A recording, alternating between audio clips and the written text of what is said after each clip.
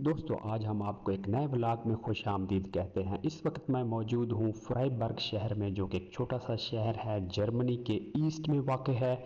और आज मैं एक करीबी शहर जिसका नाम ड्रेस्टन है वहाँ जा रहा हूँ। पहले थोड़ा सा आपको इस छोटे से शहर के बारे में बता दूँ। ये फ्राइबर्ग शहर जिसकी आबादी 50,000 बाशिंदों पर मुश्तमिल है। और इस शहर की ख़ास बात यह है कि यहाँ पर एक अच्छी यूनिवर्सिटी मौजूद है जो माइनिंग, फ़िज़िक्स, केमिस्ट्री और मेटलर्जी या मटेरियल साइंस में बहुत अच्छी एजुकेशन प्रोवाइड करती है। और इस शहर की और ख़ास वजह शोहरत ये भी है कि ये कभी माइनिंग शहर होता था और यहाँ पर सिल्वर की माइनिंग होती थी।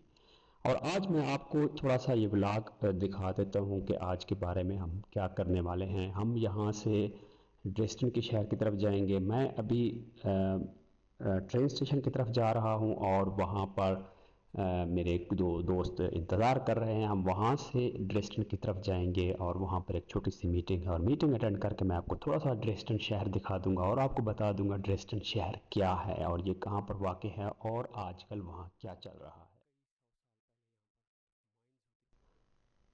हम अभी ट्रेन स्टेशन पे पहुंच चुके हैं और हमने ट्रेन ली। मैंने अभी कुछ दोस्तों से बात की है। ये मेरे दोस्त अफ़गानिस्तान से हैं और अभी हमें क्रिकेट के बारे में अपना एनालिसिस पेश कर रहे हैं और बता रहे हैं कि किसी ज़माने में पाकिस्तान की टीम बहुत अच्छी हुआ करती थी। आजकल आपको पता है कि वर्ल्ड कप चल रहा है और पाकिस्तान और इंडिया का मैच जो कि पाकिस्तान हार चुका है, और उसके बारे में वो अपनी टीम के बारे में बता रहा है कि एक अफ़गानिस्तान टीम किस तरह एमर्ज हुई। हालांकि वो बताता है कि पिछले 10 साल पहले हमें इस टीम का, हमें कोई क्रिकेट का पता ही नहीं था। इतनी इतनी वाइडली नहीं खेली जाती थी। ये हमारे दोस्त हैं रिक साहब फ्रॉम इंडिया बंगाल। ये कहते हैं बंगाली हैं, पापा इंडियन नहीं है ये। हमारे दोस्त खालिद भाई फ्रॉम बांग्लादेश।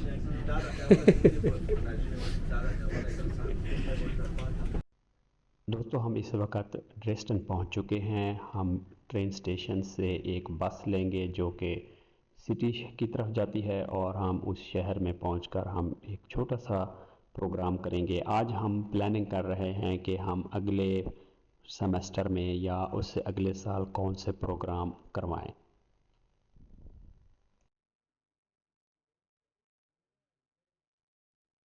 हम उस जगह पे पहुंच चुके हैं जहां हमने जाना था। ये एक छोटी सी ऑर्गेनाइजेशन है जो फॉरेनर्स के बारे में है, और इस वैसे वक्त हम उसके ऑफिस में हैं।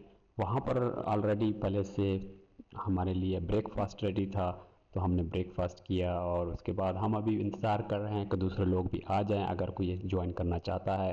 फिर ये वर्कशॉप शुरू हो गई। फिर हमने प्लानिंग और डिस्कशन की कि हम अगले साल कौन से प्रोग्राम ऑर्गेनाइज़ करवा सकते हैं, कैसे हम जो है ना यहाँ पर कौन से इश्यूज़ डिस्कस कर सकते हैं, सोशल इश्यूज़ डिस्कस कर सकते हैं, पॉलिटिक्स या किसी तरह दूसरे तरह के। अब जो है ना हमारे पास हमने 1-2 घंटे डिस्कशन के बाद हमारे लंच का टाइम हो चुका है। हम अभी लंच करेंगे और उसके बाद हम फ्री हो जाएंगे। फिर हमने थोड़ी सी ब्रेनस्टॉर्मिंग भी की कि हम किस तरह जो है ना प्लानिंग वगैरह बाकायदा पेपर के ऊपर हमने उसका स्केच डाला।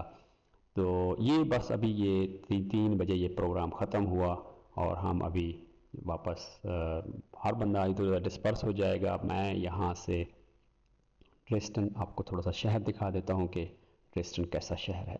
और ये ड्रेस्टन शहर जो है ये ईस्ट जर्मनी की एक स्टेट है जिसका नाम सक्सोनी है। उसका ये दारुल हुकूमत है, उसका कैपिटल है ये। और इसकी आबादी तकरीबन 7.5 लाख के करीब है। जर्मनी या यूरोप के अंदर 7.5 लाख के शहर को बड़ा शहर समझा जाता है, क्योंकि पूरे जर्मनी की आबादी इस टाइम तकरीबन 84 मिलियन है। और 84 मिलियन में कोई 4 शहर ऐसे हैं जिनकी आबादी 1 या 1.5 मिलियन से ज़्यादा है, जिसके अंदर बर्लिन आता है, hamburg आता है, म्यूनिख आता है, और bone and clone I think. तो ये चंद शहर हैं जो जो 1 मिलियन से ज़्यादा है। उसके बाद अक्सर इनकी आबादी जो है ना 500,000 और 1 मिलियन के दरमियान में है। तो ये ड्रेस्टन शहर इस वक्त हम ओल्ड टाउन के अंदर मौजूद हैं। ये ओल्ड ओल्ड टाउन इसको कहा जाता है या ओल्ड सिटी कहा जाता है। और ये सेकंड वर्ल्ड वार में डिस्ट्रक्ट हो गया था फुली। तो अभी मैं यहाँ से एक ग्रोसरी शॉप पे जा रहा हूँ, वहाँ से कुछ चीज़ें लेनी है, मैंने कुछ मीट वगैरह लेना है। और हम यहाँ से फ्री होने के बाद फिर मैं आपको दिखाता हूँ कि आज असल में हमारे शहर में, इस शहर के अंदर कुछ प्रोटेस्ट भी चल रहे हैं। फॉर एग्ज़ाम्पल एक प्रोटेस्ट चल रहा है फॉर डेमोक्रेसी, कि डेमोक्रेसी को स्ट्रेंथन करने के लिए जो लेफ़्ट विंग के लोग हैं वो प्रोटेस्ट कर रहे हैं, क्योंकि इस ईस्ट जर्मनी के अंदर जो राइट विंग पार्टी है वो बड़ी स्ट्रॉन्ग है, उसकी पॉपुलैरिटी है, और वो माइग्रेट्स के ख़िलाफ़ हैं, और उनका ये बयानिया या उनका ये स्टांस या इनका इनका ये नैरेटिव जो है ना काफ़ी बिल्ड हुआ है और इसको पॉपुलैरिटी मिल रही है। तो उनका भी प्रोटेस्ट है, क्योंकि इलेक्शंस हो रहे हैं, यूरोपियन यूनियन के इलेक्शंस आपको पता है 9 जून को हो रहे हैं, तो इस वजह से। और अभी इलेक्शंस ऑफकोर्स जब मैं ये वीडियो बना रहा हूँ या इसकी जो एडिटिंग कर रहा हूँ उस वक्त तक इलेक्शन हो चुके हैं, और इस पूरे ईस्ट जर्मनी में राइट विंग जो पार्टी है जिसका नाम अल्टरनेटिव फॉर डॉचलैंड है, मतलब कि अल्टरनेटिव फॉर जर्मनी है, वो इस वक्त बिल्कुल क्लीन स्वीप कर चुकी है और वो यहाँ से जीत चुकी है।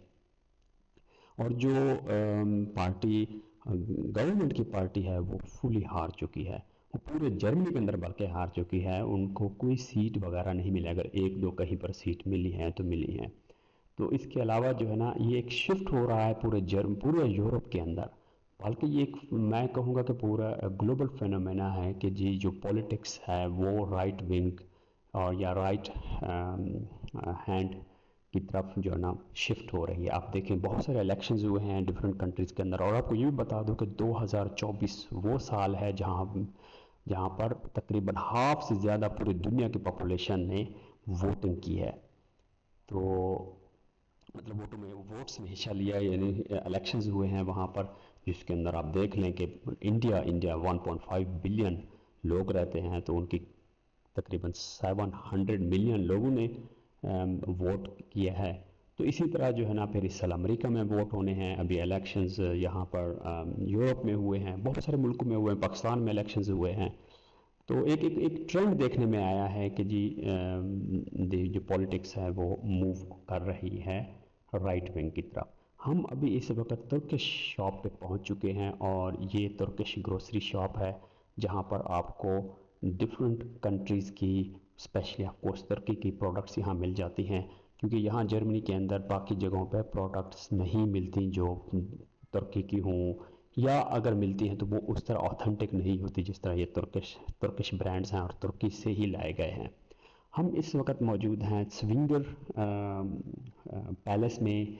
ये कोई 18वीं सदी में बनाया गया था, और इट्स रियली ब्यूटीफुल, क्योंकि ये बहुत बड़ा लैंडमार्क है। अनफॉर्चुनेटली 1940s के अंदर जब सेकेंड वर्ल्ड वॉर चल रही थी, ये भी पूरा तबाह और डिस्ट्रक्ट हो गया था। फिर उसके बाद इसको रेनोवेट किया गया, इसको बनाया गया, और ये तकरीबन 45 साल तक बिल्कुल जो ना तबाह हाल पड़ा रहा है। उसकी वजह ये है क्योंकि ये उस वक़्त 1945 से 1990 तक 45 साल तक ये जो एरिया है ये कम्युनिज़्म के अंडर चला गया था, यानी जहाँ पर रशिया का कंट्रोल रहा है। तो ऑफकोर्स रशिया इसके ऊपर डायरेक्ट कंट्रोल था, लेकिन अंडर जो थे वो सारे जर्मन ही गवर्नमेंट में मौजूद थे, बट आई मीन इनके इन्फ्लुएंस में रहा। तो अभी भी कुछ थोड़ी बहुत रेनोवेशन चल रही है, ये टाइम टू टाइम छोटी मोटी रेनोवेशन चलती रहती है। तो इट्स रियली ब्यूटीफुल। अगर आप जर्मनी में रहते हैं या यूरोप के अंदर रहते हैं, मैं आपको रिकमेंड करता हूँ कि आप ड्रेसडन शहर लाजमी विज़िट करें, क्योंकि ड्रेसडन शहर जो है ना ये बाकी जर्मनी के आर्किटेक्चर या बाकी जर्मनी के डेमोग्राफी से रियली डिफरेंट है। हम वॉक करते करते उस जगह पे पहुंच गए हैं जहां पर प्रोटेस्ट हो रहा है, और ये प्रोटेस्ट है फॉर डेमोक्रेसी। ये लेफ़्ट विंग की जो पार्टीज़ हैं या इस तरह की आइडियोलॉजी रखने वाले लोग हैं वो इसमें शामिल हैं, और उनका कहना है या उनका मानना है कि इस दफ़ा आप वोट में, इलेक्शन में आप वोट दें, और किसको वोट दें, डेमोक्रेसी को वोट दें, डेमोक्रेसी की स्ट्रेंथन के लिए वोट दें। और आपको हमेशा जब भी लेफ़्ट विंग का कहीं पर प्रोटेस्ट नज़र आएगा तो वहाँ पर आपको LGBTQ के फ्लैग्स भी नज़र आएंगे। LGBTQ फ्लैग्स आजकल स्पेशली यूरोप के अंदर या वेस्ट के अंदर एक सिंबल बन गया है कि आज जो आपकी पॉलिटिकल ओरिएंटेशन या पॉलिटिकल सोच या आइडियोलॉजी को रिप्रेजेंट करता है। आजकल जो है ना, ये जो LGBTQ फ्लैग है, इसको समझा जाता है आप ओपन हैं, आप एक्सेप्ट करने वाले हैं, आप स्पेस देते हैं दूसरी कम्युनिटीज़ को, आप दूसरी कम्युनिटीज़ की सेफ्टी के लिए बात करते हैं, जिसके अंदर LGBTQ हैं, और या फिर दूसरे डाइवर्स कम्युनिटीज़ हैं, या मुस्लिम कम्युनिटी हो गई, या बाकी जो माइग्रेंट्स लोग हैं उनके लिए। तो ये एक सिंबल बन गया है। आप ये फ्लैग देखकर आपको हमेशा पता चल जाना चाहिए कि ये लेफ़्ट विंग से है या राइट विंग से है।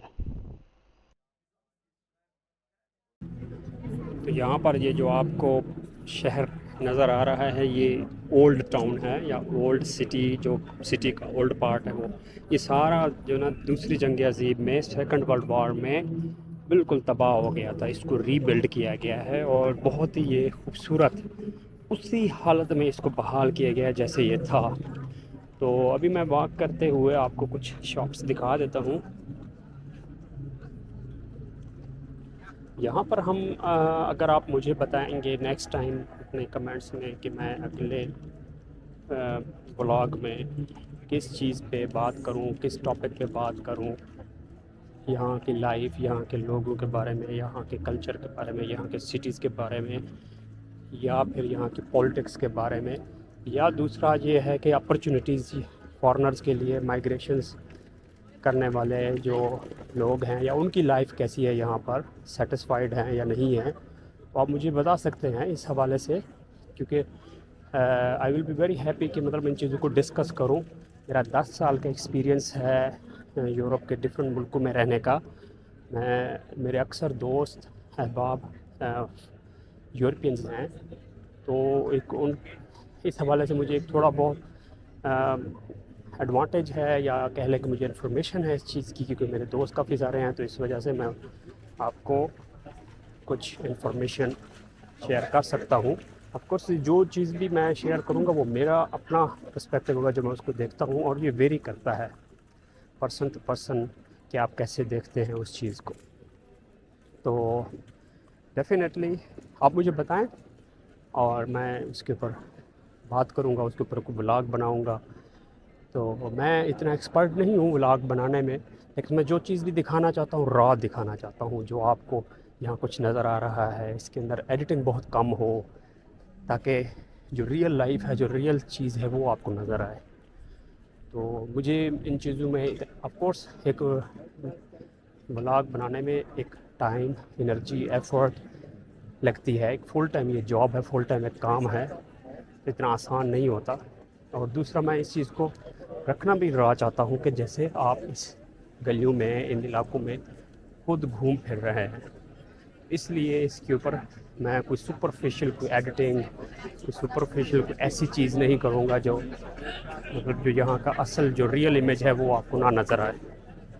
तो ये सारा शहर, और आपको लेफ़्ट साइड पे ये जो नज़र आ रही होगी ये बिल्डिंग भी असल में आप इसका स्ट्रक्चर देखें या इसके ऊपर जो ग्राफिटीज़ या वो बनी हुई है, ये कम्युनिज़्म टाइम की है। ये लाइब्रेरी है, बेसिकली सेंट्रल लाइब्रेरी है, पब्लिक लाइब्रेरी है यहाँ की, और बहुत ही अच्छी और बड़ी ज़बरदस्त लंबी और बड़ी लाइब्रेरी है।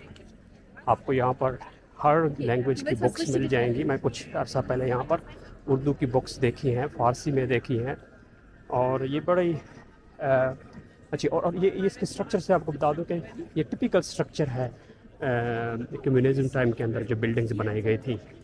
ये पैनल टाइप बिल्डिंग हैं, और ये बड़ी अच्छी। मैं अगर आपका चक्कर लगे तो यहाँ आप आके रिलैक्स भी कर सकते हैं। इसको ऊपर से व्यू भी बड़ा अच्छा है। ये जो आपको ग्लास नज़र आ रहा है ऊपर से ना, ये वाला ग्लास, अगर वहाँ पर आप बुक पढ़ना बैठे तो यहाँ पर एंट्री के लिए आपको कोई मेंबरशिप भी नहीं चाहिए, कोई फ़ीस नहीं है, कुछ नहीं है। आप अंदर चले जाएं, कोई भी बुक लें, आप पढ़ना शुरू कर दें, बैठे रहें। वहाँ पर कैफेटेरिया भी है, वहाँ पर आप कॉफ़ी इंजॉय कर सकते हैं, और उससे व्यू भी इंजॉय कर सकते हैं। आप ऊपर से बैठ के व्यू देखें तो इस शहर का नीचे लोग अपने कामों में बिज़ी हैं, तो ये भी आप यहाँ आके इंजॉय कर सकते हैं।